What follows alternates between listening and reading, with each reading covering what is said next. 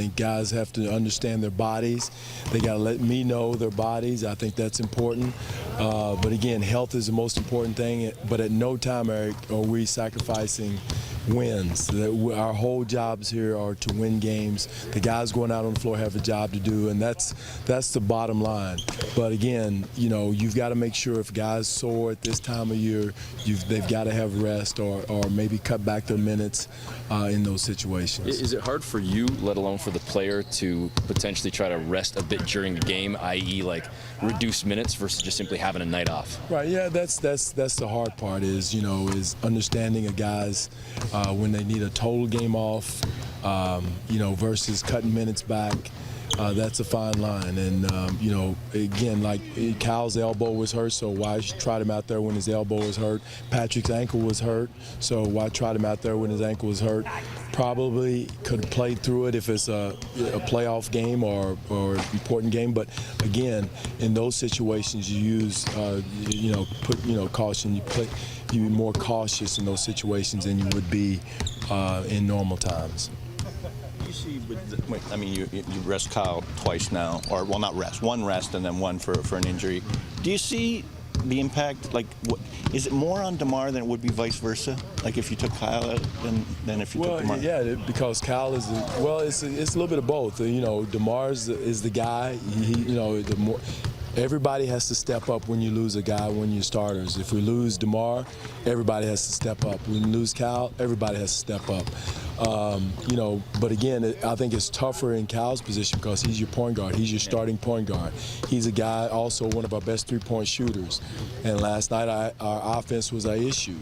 And, you know, when you take him out, not only do you use that guy who's organizing everything and has, you know, the floor general, you're also losing one of your best three-point shooters. So it's a double-edged sword with him.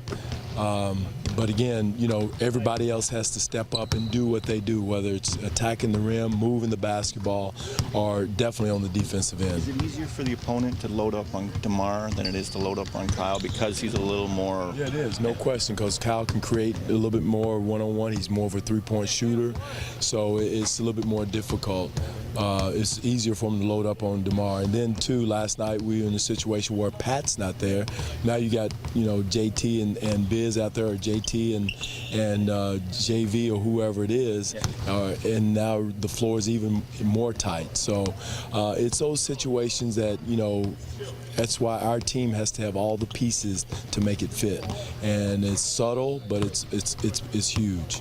Dwane, you knew it was coming at some point. Is it nice to know, though, that the playoffs are clinched and just focus now on whatever? I mean, is there any pressure off? No, there's no pressure off because, again, we have, we saw last night, there's a lot of issues we need to work on.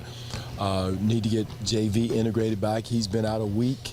You know, everybody's thinking he's going to come right back in and just step in and be where he was. No, no, he was a little rusty conditioning-wise and rhythm-wise and all that. So, you know, we got to get, you know, that's the other side of resting guys, is getting guys back into a rhythm with the other players once they do come back, especially if they've been off 2 or 3 days. Is it a challenge for you too? I mean, obviously you want all you guys healthy, but now you got to try and figure out your rotation. And I would assume maybe tighten it a little bit. Well, it is. You know, it's you know, we've had a rhythm. We had our rotations down pat. Now you got to put this guy in.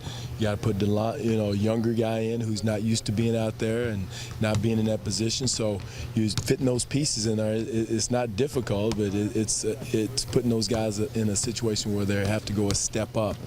And for me, I want to win. So that's what's the difficult part. I know what it takes to win, and some of the pieces that are resting are those important pieces that we have to win.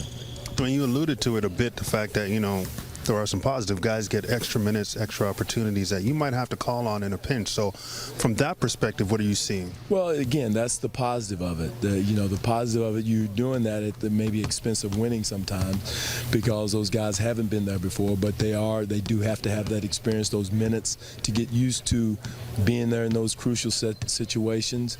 Last night, to give you an example, we had a young, you know, Dwane in a 1-point game, and he forgets to switch, and they get a 3-point out of it. Now all at once it goes up to 3, and then the same play the next time. So again, the only way those young guys learn is to be in those situations, but at the detriment of sometimes winning. So you rather not that, but that's the only way they're going to do it. And again, we want to be 100% healthy going in the last week before the playoffs.